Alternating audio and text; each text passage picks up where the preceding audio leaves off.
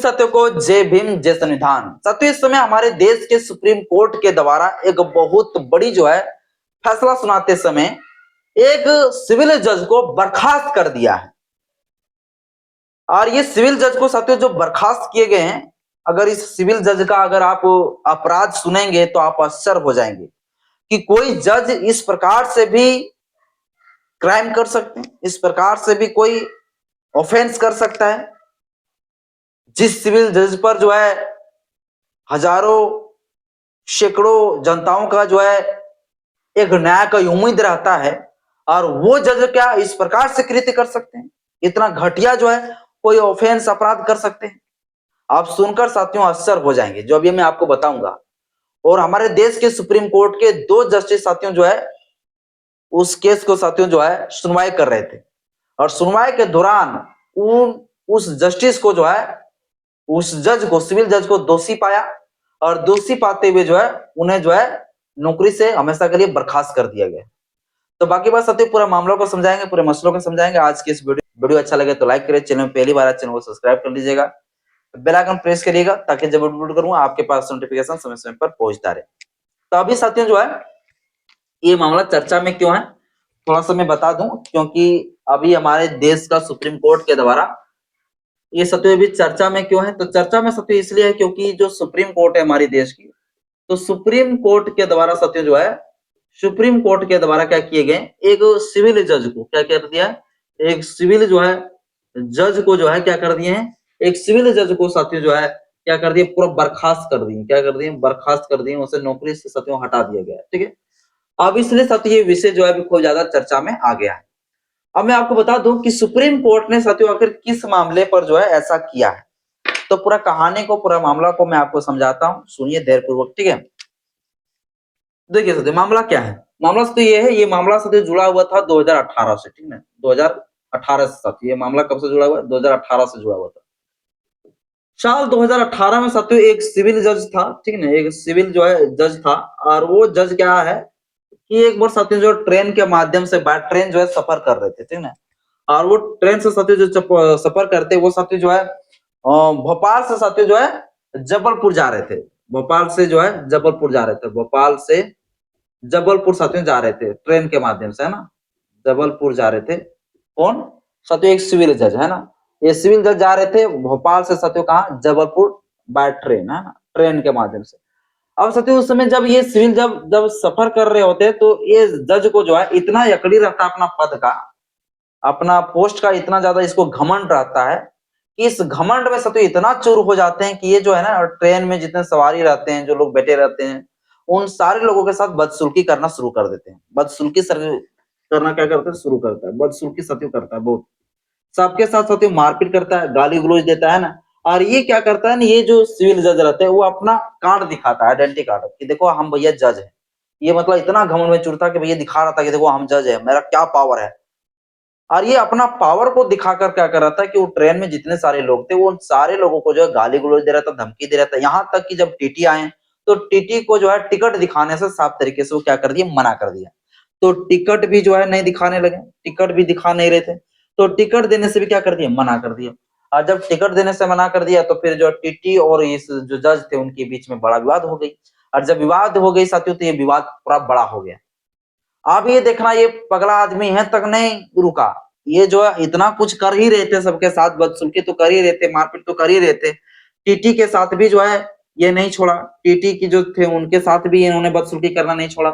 अब ये देखिए बदसलूकी इसका किस कदर तक बढ़ जाता है, किस कदर तक बढ़ जाता है कि एक साथियों जो महिला रहता है, एक साथियों महिला जो रहते हैं, जहां महिला साथियों जिस सीट पर जो बैठी रहती है, जिस सीट पर बैठी रहती है महिला, उस सीट पर जाती साथियों क्या करता है, नंगा होकर, पूरा कपड़ा उतार कर, ये जो जज रहते हैं ये कपड़ा होकर, निर्वस्त्र होकर, मतलब नंगा होकर साथियों उस सीट पर पेशाब कर देता है, पेशाब करता है, जहां पर साथियों एक महिला बैठा रहती है, वहां पर साथियों क्या करता है, ये सिविल जज साथियों पेशाब कर देते हैं।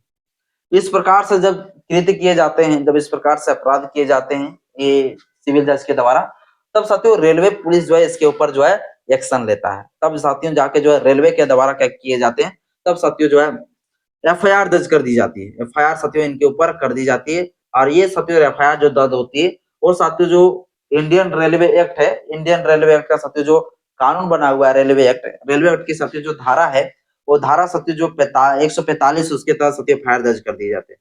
तो इस साथियों जो जज है, जज के ऊपर क्या किया जाता है, रेलवे एक्ट साथियों जो कानून बना है उनका साथियों जो धारा है, वो धारा साथियों 145 के तहत साथियों क्या कर दिए जाते हैं, एफआईआर दर्ज कर दिए जाते हैं। अब यह जो एफआईआर, ये जो धारा, ये साथियों बड़ा ऑफेंस धारा है ना, ये साथियों कॉग्निजेबल ऑफेंस है, नॉन अवेलेबल धारा है। तुरंत क्या होता है, ये जो जज रहते हैं इस सिविल जज को साथियों गिरफ्तार कर लिए जाते हैं। और ये गिरफ्तार कर लेने के बाद साथियों होता क्या है कि जबलपुर का जो रेलवे का स्पेशल मजिस्ट्रेट जो कोर्ट होते हैं, उस कोर्ट में साथियों जाके इसके ऊपर क्या होता है, सुनवाई होता है। और सुनवाई होने के बाद ये जो सिविल जज होते हैं, इस सिविल जज को साथियों बरी कर देता है। बरी कर देता है मतलब छोड़ देता है साथियों, ठीक है? ये साथियों छोड़ दिया जाता है। अब ये छोड़ दिया जाता है तो जो इसका डिपार्टमेंटल, जो सिविल जज का जो डिपार्टमेंटल जो कार्रवाई होता है वो साथियों जारी होता है। देखिए, आप डिपार्टमेंटल जब कार्रवाई होती है तो डिपार्टमेंटल कार्रवाई में साथियों सिविल जज को दोषी पाया जाता है और सिविल जज को साथियों नौकरी से सस्पेंड कर देता है। ये जो जज रहते हैं इसको सस्पेंड कर देता है, लेकिन कोर्ट इसे क्या कर दिया, बरी कर दिया, लेकिन उन्होंने इसको क्या कर दिया, सजा दे दिया, डिपार्टमेंटल कार्रवाई। अब इसको साथियों इस तरीके से समझिए, जैसे मान लीजिए आप सरकारी जॉब कर रहे हैं पुलिस के डिपार्टमेंट में। आप पुलिस में क्या होता है कि मान लीजिए कोई आप अपराध कर दिए, अब पता चला कोर्ट ने आपको बरी कर दिया, तो पुलिस का जो डिपार्टमेंटल अपना जो पॉलिसी है ना, जो रूल पुलिस का, वो अगर देख लिया कि भैया आप गलत किए हैं और कोर्ट में अगर प्रूफ नहीं हो पाया, अगर पुलिस को यह पता चल गया, आपका जो डिपार्टमेंटल है उसको अगर ये पता चल गया डिपार्टमेंटल को कि भैया आप जो गलत किए हैं, तो आपके ऊपर जो है डिपार्टमेंटल जो नियम बने होते हैं उस नियम के तहत आपको सस्पेंड कर दिए जाएंगे। चाहे कोर्ट आपको कुछ कहते ना छोड़ दे, लेकिन आपके ऊपर कार्रवाई हो जाएगी। उसी प्रकार साथियों सिविल जज थे ना, उसको मजिस्ट्रेट ने क्या कर दिया, दे दिया भैया, उसको क्या दे दिया, उसको दे दिया बरी कर दिया, इसको छोड़ दिया। लेकिन डिपार्टमेंटल जब कार्रवाई हुई, जो स्टेट का सत्य मामला था, उस स्टेट का जब ये डिपार्टमेंटल जब कार्रवाई हुई, तो कार्रवाई के दौरान सत्य पाया गया कि ये सिविल जज ने सच में ऐसा किया था। जब किया था तो फिर क्या किया, सिविल जज को सत्य सस्पेंड कर दिया गया। अब ये सस्पेंड कर दिया गया तो ये सिविल जज सत्य पहुंच गया सीधे हाई कोर्ट। कहां पहुंच गया, हाई कोर्ट। अब सत्य ये जब हाई कोर्ट पहुंचे तो हाई कोर्ट में भी जो है इसको राहत दे दिया, यहाँ भी सत्य इसको बेल दे दिया। और तब जाके सत्य ये मामला पहुंच गया सुप्रीम कोर्ट। अब सुप्रीम कोर्ट सत्य कौन पहुंचा, तो सुप्रीम कोर्ट सत्य पहुंच डिपार्टमेंट सत्य, वो डिपार्टमेंट सत्य पूरी तरीके से पहुंच गया कहा, सुप्रीम कोर्ट। और सुप्रीम कोर्ट ने साथियों जो है ये पिटीशन लगाया कि देखिए इनको जो है हाई कोर्ट भी राहत दे रही है ये सिविल जज को, और साथ ही साथ जो है पहले ऑलरेडी तो राहत दे ही दिए थे, जो जबलपुर का स्पेशल जो कोर्ट था रेलवे का, उन्होंने तो इसको दे ही दिया था राहत। इसके बाद हाई कोर्ट भी राहत दे दिया, ये कह के कि विटनेस नहीं मिल सका, कोई ठोस प्रूफ नहीं मिल सका, कोई एविडेंस नहीं मिल सका, इसीलिए जो है हम जो है इस व्यक्ति को बेल दे दिए, या इस व्यक्ति हाईकोर्ट ने साथियों जो इस व्यक्ति को बेल दे दिया था, इस सिविल जज को इस आधार पर दे दिया था कि मतलब इस जज के खिलाफ में कोई जो है आके कोर्ट में गवाही नहीं दिया, मतलब ठोस जो एविडेंस, कुछ प्रूफ, ये सारी चीजें विटनेस हमें नहीं जो मिल पाया, इसके वजह से जो है इस व्यक्ति को दोषी नहीं पाया जाता और इस व्यक्ति को जो है रिहा कर दिया जाए। तो ये सत्यों हाईकोर्ट के द्वारा कहा गया था, लेकिन डिपार्टमेंट ने साथियों ये पाया था कि भैया ये दोषी है, तो ये इसलिए साथियों ये मामला पहुंच गया सुप्रीम कोर्ट में। और सुप्रीम कोर्ट में साथियों जब मामला देखा ना सुप्रीम कोर्ट के, तो सुप्रीम कोर्ट के साथियों दो जस्टिस साथियों में लिख देना चाहता हूँ, विक्रमनाथ और साथियों संदीप मेहता, दोनों जस्टिस के द्वारा साथियों सुनवाई कर रहे थे ना, विक्रम सत्यनाथ और साथियों जो है संदीप मेहता, ये साथियों जो दो जस्टिस थे, इन दो जस्टिसों ने साथियों इसका कृत्य, इस सिविल जज का जो अपराध को देखकर आश्चर्य हो गया और बोला कि कोई भी जज इतना बड़ा जो अपराध कर सकता है, ये सोचने पर तो मजबूर कर देने वाली बात है। ये समाज के लिए जो है गंदा कर देने वाली जो है ये अपराध है, समाज में एक बैड इफेक्ट पड़ने वाला जो है ये ऑफेंस है। और इस व्यक्ति को जो हाईकोर्ट बचा रहा है, स्पेशल कोर्ट इसको बचा रहा है, इस व्यक्ति को पर तत्काल ये जो है नौकरी पर जो है स्टे लगाया जाए, क्योंकि ये जज साथियों जो नौकरी करने लगे